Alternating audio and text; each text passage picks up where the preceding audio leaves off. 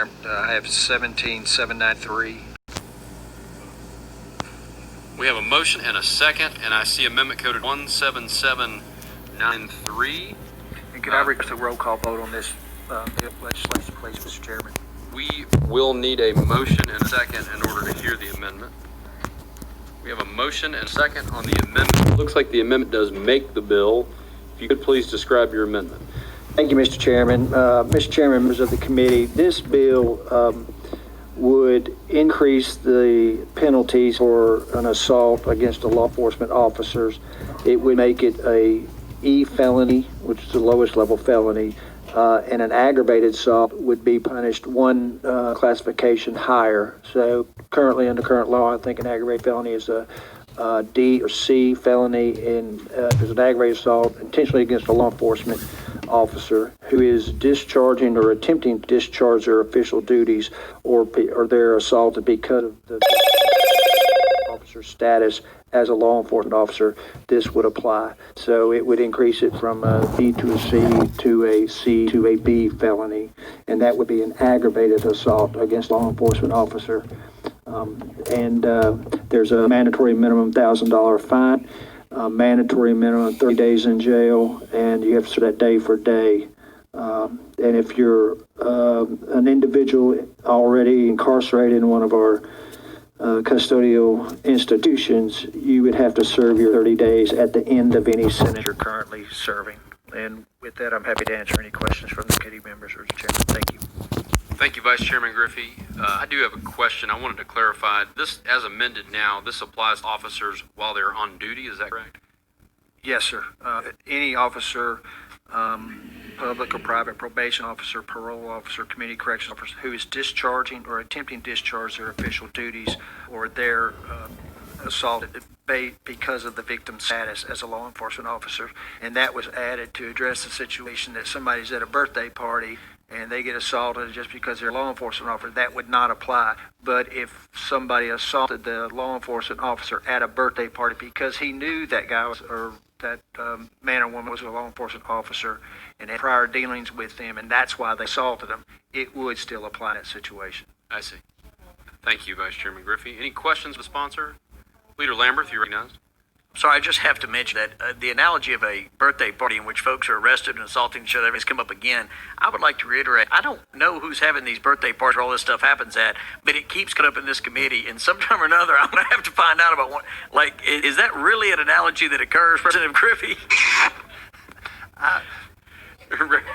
Vice Chair Griffey, you're recognized. I was simply borrowing the analogy somebody else had previously used, so.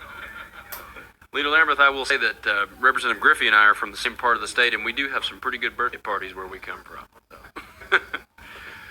Any further questions for the sponsor? Representative Hardaway, you recognize. Thank you, Mr. Chairman. To the sponsor, so it's not a matter of whether the officer is on duty. It's a matter now of whether you knew he or she is a law enforcement officer. Vice Chair Griffey. Thank you, Mr. Chairman. Thank you for your question.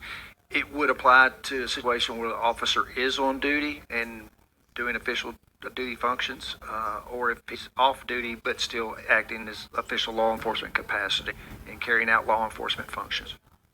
And you would have to know that the person was a law enforcement officer. Representative Hardaway. All right, I'm really confused now. You can be off duty and carrying out your official functions. Vice Chair Griffey. If he or she is discharging or attempting to discharge their official duties, or the assault is based on their status as a law enforcement officer. Representative Hardaway. If you would let him finish, Mr. Chairman. I apologize, Vice Chair Griffey. And that may very well be a jury determination. Okay. Any further questions for the sponsor? Sponsor, I want to commend you on your $12 million fiscal note. That means you must be doing something. Without objection, we are ready to vote on amendment coded 17793. The sponsor has requested a roll call vote. Madam Clerk, take the vote. Representatives Beck, Camper, Carter.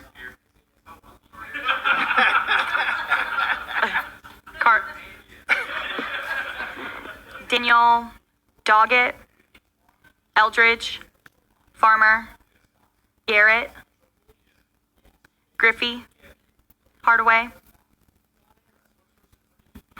Howell, Holy, Johnson, Lingberth, Littleton, Mitchell, Moody, Ogles, Parkinson, Potts, Rudder, Sherrill, Towns, Van Huss, Chairman Kersey, Yes.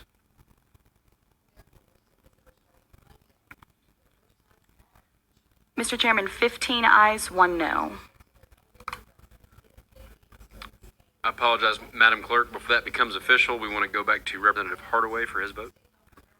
No. Representative Hardaway. Mr. Chairman, 15 ayes, 2 noes. The amendment goes on. Members, we are on House Bill 1704 now as amended. The amendment made the bill. Any further questions for the sponsor of the legislation? Representative Parkinson, you're recognized. Thank you, Chair. Just a quick explanation of the bill as amended. Vice Chairman Griffey. This bill would make it a felony to intentionally assault a law enforcement officer who is, make sure I have the right language.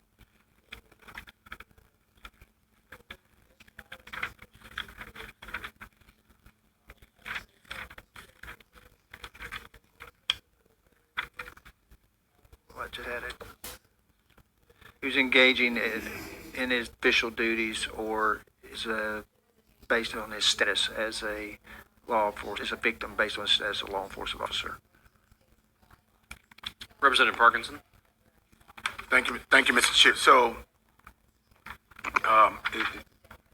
just so I'm clear, if he's a law enforcement officer and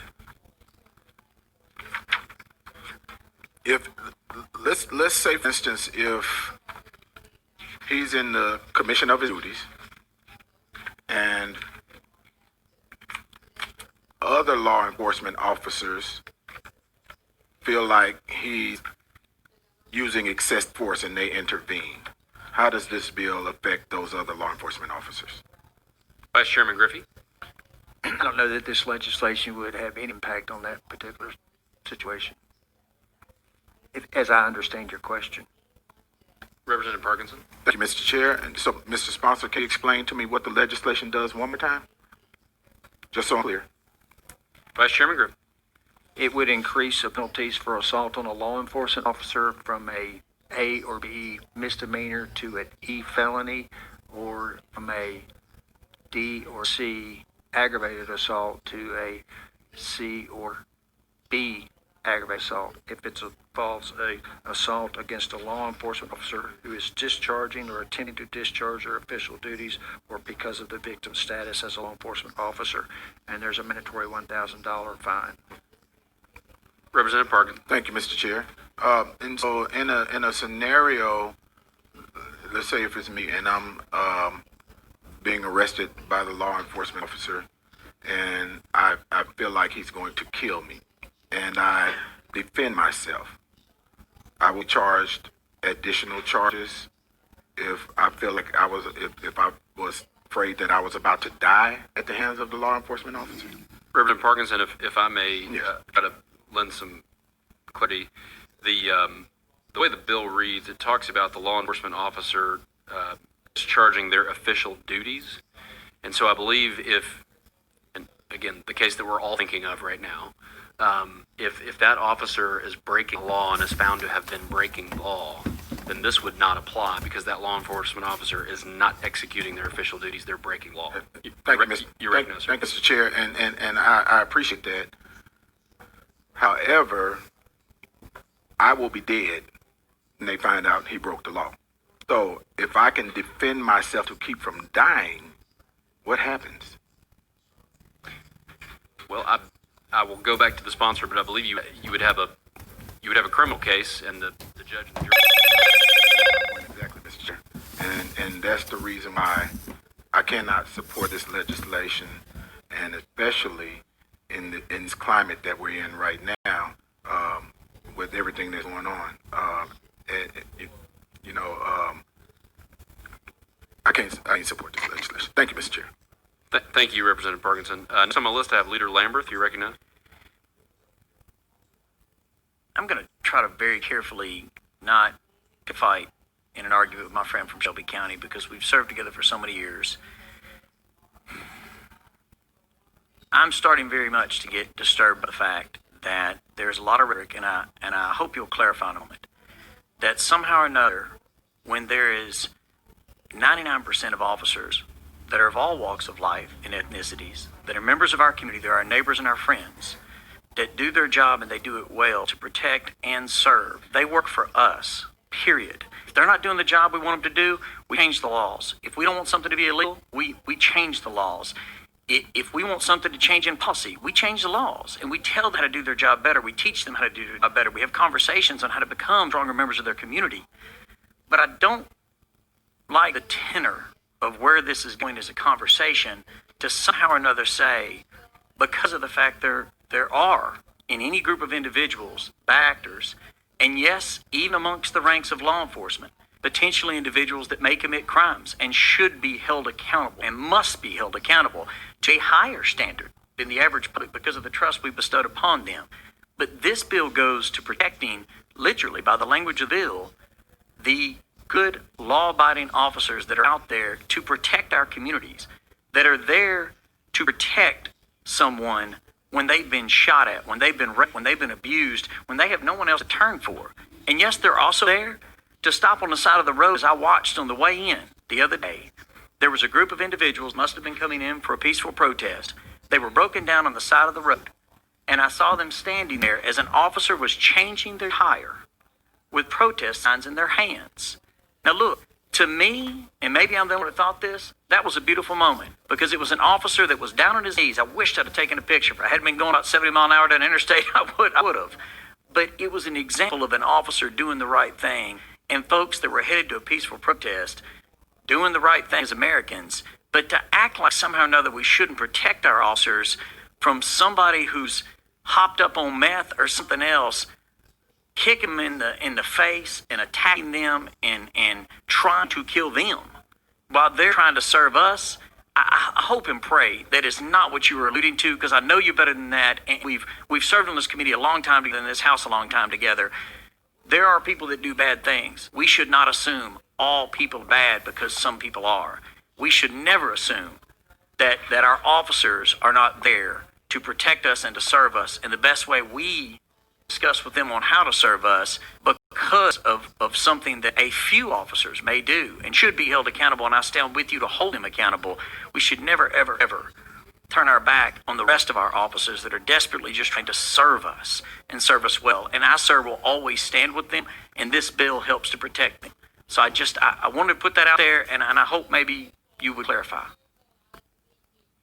And Leader Lamberth, to your point, you told a story earlier about prosecuting a judge for DUI and for drug possession. So we know humans are flawed, to your point, and well taken.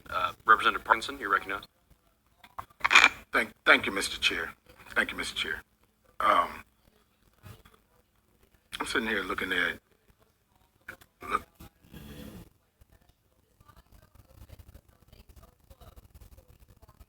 there's so many things that want to come out of my mouth right now, and I'm just trying to not have it all come out at the same time, jumbled up. is to hear my colleague say what he just said. When we have laws and books that protect officers, we got, and you know, and what you have to understand too, to my colleague from Portland, is that we apparently live in two different worlds, two completely different worlds. We have friends, great friends. I have a great relationship with my officers, the officers that work for Memphis Police Department and those that work Sheriff's Department. And some of them are our neighbors and personal friends. I'm trying not to be emotional as I say what I'm about to say. But the families of Mr. George Floyd, Mr. Eric Garner, Mike Brown, Amadou Diallo, Oscar Grant, John Farrell, Alan Bluford, Chavis Carter, Sandra Bland, Sean Bell. I can keep on naming and naming and naming the individuals. And I'm looking at a list of 20, 30 individuals, and it hadn't even got to Trayvon Martin yet. The amount, the treatment that my people face is totally different from the treatment that you may see or that you may hear about. You're not facing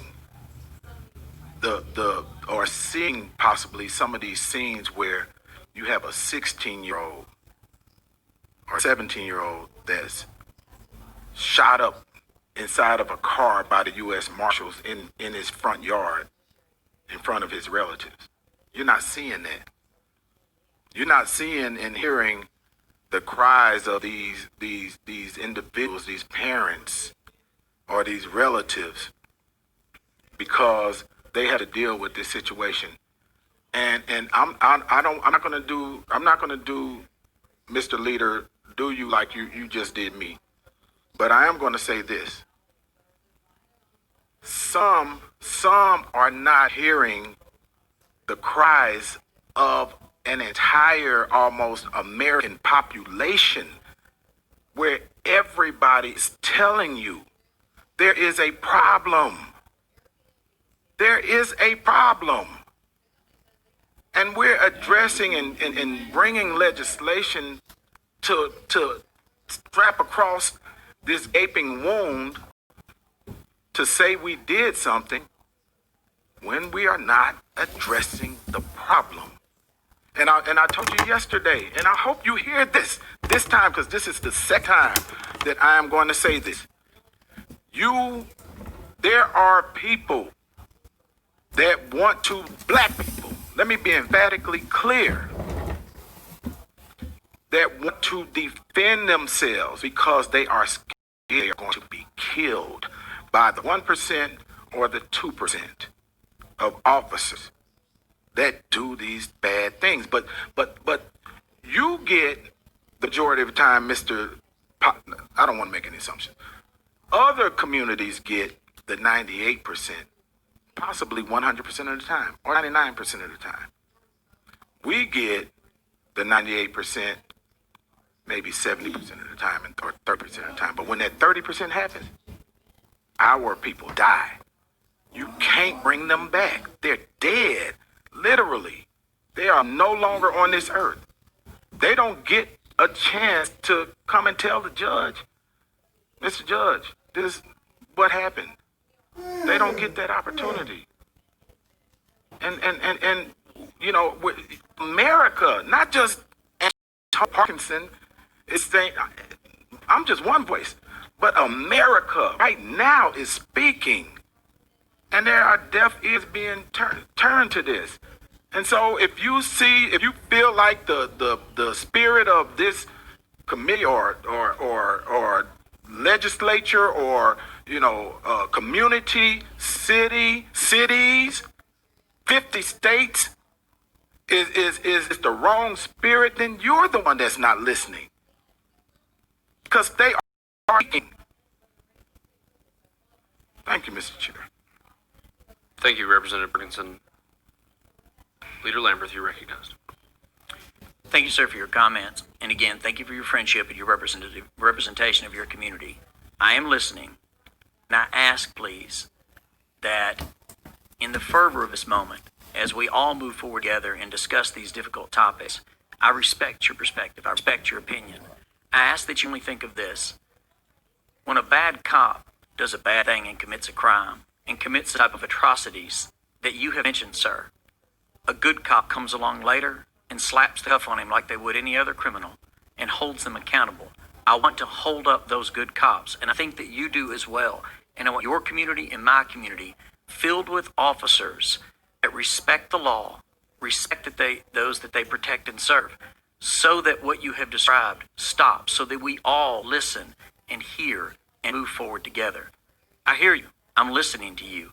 I'm not saying that we're at the exact same space, and I've never walked a day in your shoes, but I can promise you that by protecting good officers and encouraging their behavior and holding anybody accountable, providing the law, we can move forward together as a society in a safer world where all of our children can be in safer communities. This bill holds those accountable that would attack officers. That's what it does. So I hear you and I'm listening and doing everything I can to understand best what you're communicating. Gentlemen, we are in a running debate on a topic that is getting far outside the boundaries of the bill. Representative Parkinson, you are recognized, but please let's have this be. I respect your wish, Mr. Chair, but I just have to address the mistruth, and maybe not intentional, but no, these officers kill people and they are not arrested. Maybe they are arrested, maybe after public outcry is 4 days later, a week later, but in our community, no. And Mr. Chair, I would love to see legislation that would hold everyone accountable if you're on the scene or if but that legislation is yet to come forth, and until it comes forth, we're just talking. And thank you, Mr. Chair, and I appreciate it. Thank you to my colleague for Thank you, Representative Parkinson. Any other questions for the sponsor of House 1704 as amended? Seeing none, we're ready to vote. All those in favor of 1704 as amended, please signify by saying aye. Those opposed? Oh, I apologize. You did ask for a roll call vote on the bill. It's not intentional. Clerk, if you could please take the vote, and when you take the vote, if you could repeat the members' vote for those who are watching since the room is cleared. Representatives Beck, Camper, Carter, yes. Daniel, Doggett, yes. Eldridge, yes. Farmer, yes. Garrett, yes. Griffey, yes. Hardaway, Howell, yes. Halsey, yes. Johnson, Lamberth, yes. Littleton, Mitchell, Mitchell pass. Moody, yes. Ogles, yes. Parkinson, no. Potts, Rudder, yes. Sherrill, Towns, Van Huss, yes. Representative Hardaway, Hardaway, no. Mr. Chairman Curcio.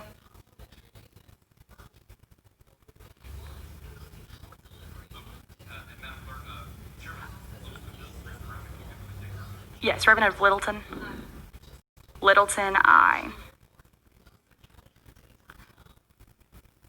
Mr. Chairman, 15 ayes, 2 noes, 1 present not voting. Thank you, Madam Clerk. The bill passes to finance. Chair Van Huss, you're recognized for what purpose? Thank you, Mr. Chairman. We had a bill earlier that was taken off notice, I believe, but I'd like to make a motion that we hear House Joint Resolution 81. Chairman will